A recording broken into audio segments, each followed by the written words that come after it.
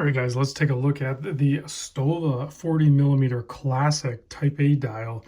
And these things are pretty much the models that I would pick if I were going to go after a watch such as this. They are just so clean, well done, simple, crazy legible, amazing loom, excellent cases, and sapphire crystal front and back. On the back side, of course, you're going to get a glimpse at the manual wind movement.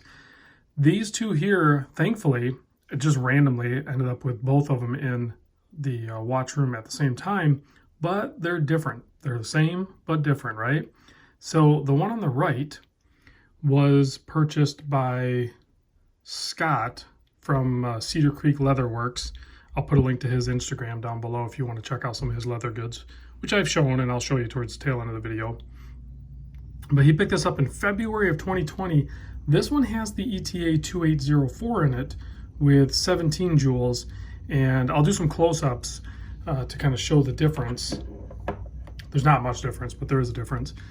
And then the one on the left was picked up by a Discord member of mine, my buddy OffDuty, or aka Gary, and he picked this up June of 2021, so this is new. So currently they're using this movement, which is the Solita SW215, which shows up the ETA a little bit in the sense that it has 2 more jewels. So it has 19 jewels. Plus it looks like the regulation of it is a little easier to do anyway, in my opinion, it seems like it would be easier to do versus the ETA. And like I said, when I do the close-ups, we'll check that out and everything. But so case size on these, there's another difference too, we'll cover in a minute, but case size 40 millimeter, lug to lug 48, fully brushed case. It's only 9 millimeter thick. That's including the double dome sapphire crystal on the top side here. And 20 millimeter lug width, 7 millimeter non-screw down crown. I love the shape of it. Super easy to grip. And you're just going to be able to wind it in the first position, which this one's already maxed out, or you pop it out one position, it'll hack the movement and adjust the hands, which are thermally blued, and if you catch them in the light just right, you'll see that they're just absolute perfection. They're so beautiful. And it weighs in at 65 grams. So their specs on the website are pretty much on, with the exception that for some reason, they mentioned that it was 70 gram. I weighed them both at 65 gram. Now, this one is on the brown strap, this one's on the black strap, but when Scott picked up his, he did pick up a brown, I don't know, or he picked up the black one, but it's the same Stowa strap, which is really nice strap, and it's a perfect match for this watch, obviously. So you have the rivets here securing the fold over portion, and then the other big deal is you have 2 fixed keepers, a leather one, a metal one, and then you have a floater. So this thing, once you get it on wrist, is super secure. There's gonna be no issues with it at all. Full stainless steel case, obviously, all that good stuff. Comes with this, I think the older ones, I don't know when the cutoff was, but now they're coming in these, it's not really medium density fiberboard, it's like high density, it's like kind of almost like cabinet grade type bonded board. So pretty environmentally friendly because I'm sure it's, they can use bits of trees that they're not really going to use, or they can use recycled material or whatever, but made in the Black Forest. And just a simple packaging here. This is where these little guarantee cards go. They just go right there. The watch goes off to the side, and that's it. Pretty simple packaging. I talked about the sapphire crystal on both front and back. It is a 50-meter watch for water resistance or 5 Atmos. C3 loom everywhere. The loom is amazing. Price on these is, I converted it so because it's going to be in euro when you go to the website, which I'll put a link to the website down below, but I think they're around $1,300, with the exception of this one has a smooth case side. This one, they actually engraved the Flieger number FL23883. That is an added option of 79 euros or a conversion of $93. Do you need it? No, but I mean, Stowa's one of the original, 5 companies that were producing the style of watch in Germany, and they're still made in Germany, so they're still in business, right? And it's kind of a heritage brand, a heritage watch. I think, yeah, if you're going to pick one of these up, spring for the extra $90 and get the letters on the side. I don't know. It just, the cool factor's there. I dig it. If I'm already going to spend $1,300, what's another $100 at that point, or $90? You know, that's just the way I think about it. You know, on the used market, you can get a little bit better deal on these, so you will take a little bit of a hit, but they do okay with value retention. You know, you're going to have $1,400 into it on the used market. If you're a serial flipper like most of us are, you're probably going to sell it for like $800 or $900. So it's not a horrible hit, but the strap is plenty long. Actually, I could probably tighten it up one more hole here. Let me do that. And it's easy enough. It has enough flex in it so you can get it through all those keepers, but you can see how well it's kept with all those keepers. It's actually definitely a long strap because you can see it peeking around the top side there. But here's what it looks like on my 7 1/4 inch wrist.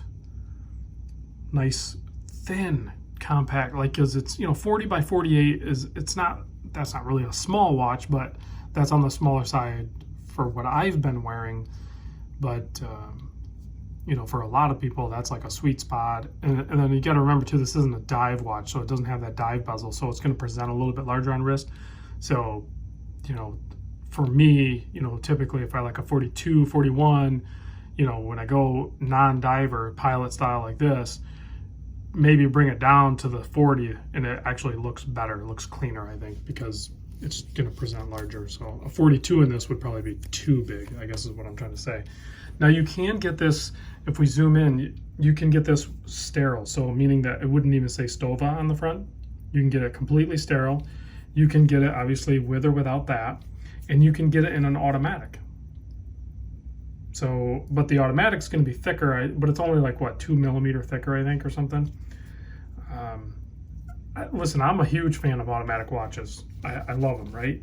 But there's just something so cool about this. Look how thin it is and how flat the case back is, and then you get to see all of that. So for the movement ID, it's hard to do in video here, but right above, I can do it. I can look with my readers on it. I can't really show it on camera, but if you look up in here, you'll see the movement identification, and it's actually like right over there. I can kind of see it. You'll see the SW, but it's actually, I was showing it upside down. So like right there, you can kind of see it, SW215. I can't really zoom in much more, guys, without putting like a macro lens on. But now if you look at the way you do your adjustments for the timekeeping right here, you can see there's just a screw that you would turn for negative or positive, and then adjust it. Whereas on the ETA movement here, you actually, you just take your tool and you just kind of move that pointer towards the plus or minus.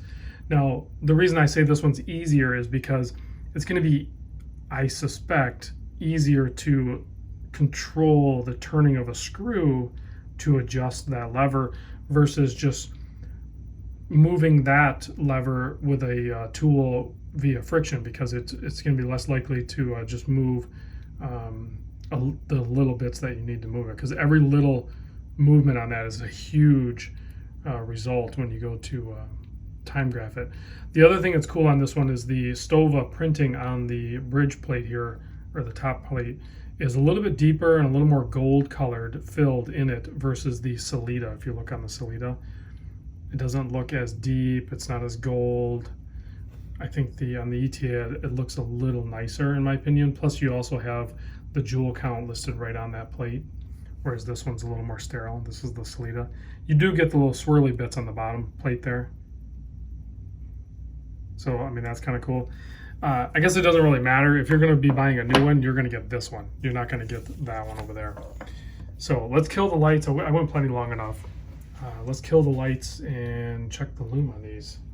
It's impressive. Oh, I got to zoom back out.